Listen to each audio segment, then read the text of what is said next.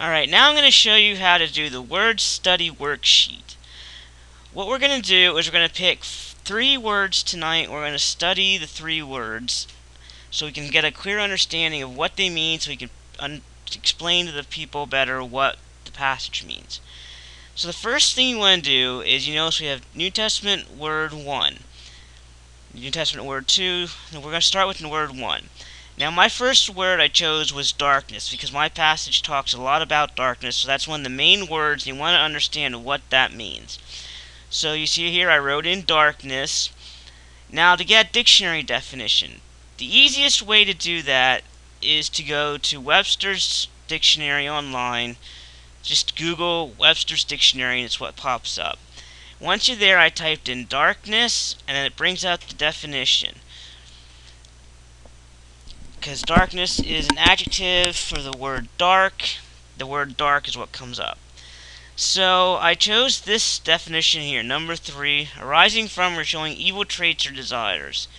That's the definition of darkness that seems to best fit my passage, because it's talking about leaving darkness and your sinful life and coming into light. The other ones don't really seem to fit that as well. So I chose this definition, I copied it, I paste it, and that's my definition. Rising from or showing evil traits or desires. Now, to get the Strong's definition, you have to open up your eSword. Now, mine's already opened up. You can see here, we have the King James Version. I already have it open to my Ephesians passage. You have to use King James Version to get your word definitions. Even though I don't preach with King James, you have to have that definition for this step. Now you can see the King James Version here is just your normal text. To do a word study, you want to use the Bible marked King James Version with Strong's numbers. It has a KJV plus symbol on it. If you haven't already downloaded it, go ahead and download it. Now when you click that, you see you get the same passages, but when you do it this way, you get little green numbers beside every word. What those are the Strong's Concordance number. Every number in a Strong's Concordance has a number, and it tells you what the Greek word is and what it means. So to find out darkness's Greek word, all you do is you find darkness here in verse 8. You click on the green word, and it pops up down here. And I'll show you, I'll do a different one so you can see that the green does pop up. Okay, you click on it, and the number changes. So you have your Strong's number is G4655. The G stands for Greek because the New Testament was written in Greek. So you want to write that down. So you see I have Strong's definition. I wrote down the word is SCOTUS. That's the Greek word. So I wrote that down, SCOTUS. And then I did the Strong's number, as you can see there, which is right here. You just copy that number down. And then all you do is you copy and paste the definition. You see here, I just copied and pasted it.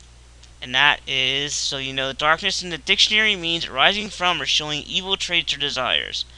And the Strong's definition of the original Greek word shows that it means shadiness, obscurity, darkness. So now the last step is to write a practical definition.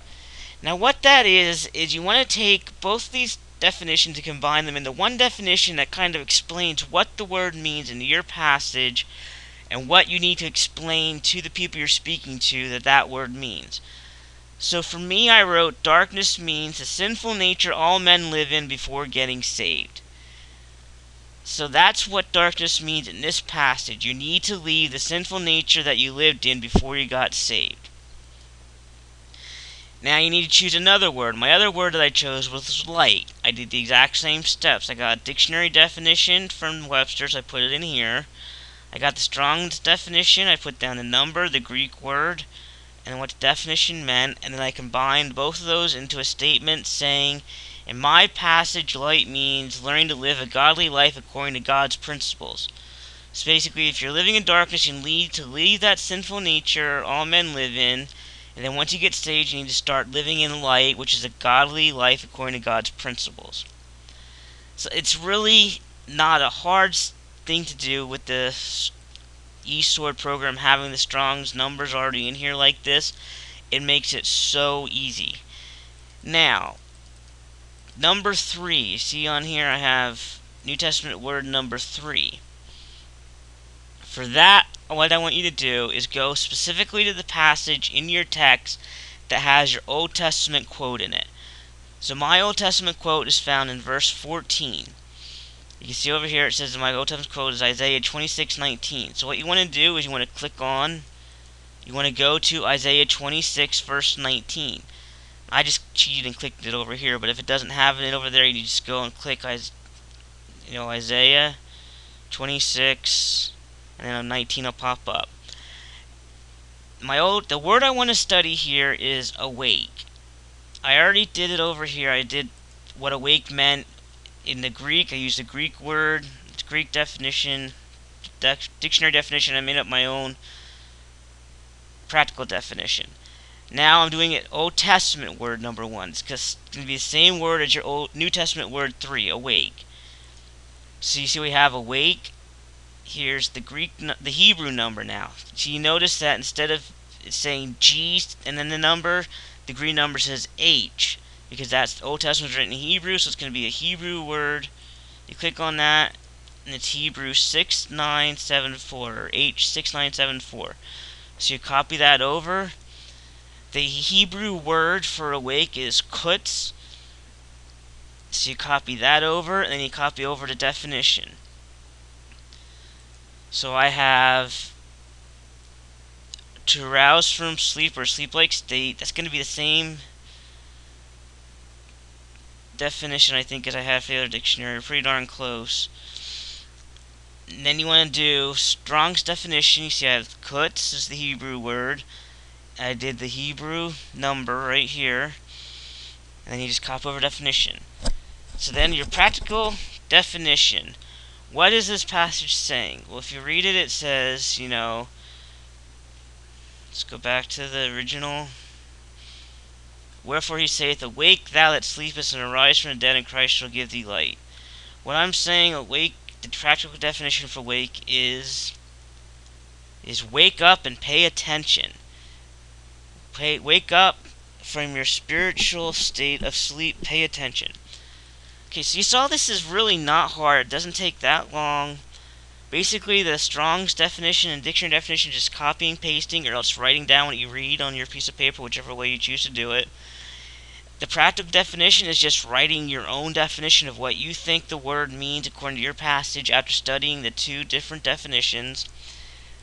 And it takes not that long at all. I mean, if you used to do this step years ago before computers, you had to have a lexicon, which told you what the Greek, you had to go and find what the Greek word is. You had a Strong's concordance to find out the definition, the number, and you probably even had a commentary. So this makes it a lot easier to do this very important step, because you want to understand the main words in your text that help explain. Because I chose darkness, that helps explain what darkness means, so I can explain to the people, darkness is the sinful nature you were living in before you got saved.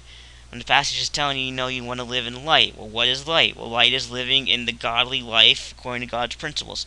So you can see it's a helpful, beneficial step, but it doesn't take that long to do. So if you have any questions, just give me an email or call me. Text probably won't work too well. I don't check my text messages that much. So just drop me an email. I check them all the time, or just give me a phone call. And that'll do it for this step.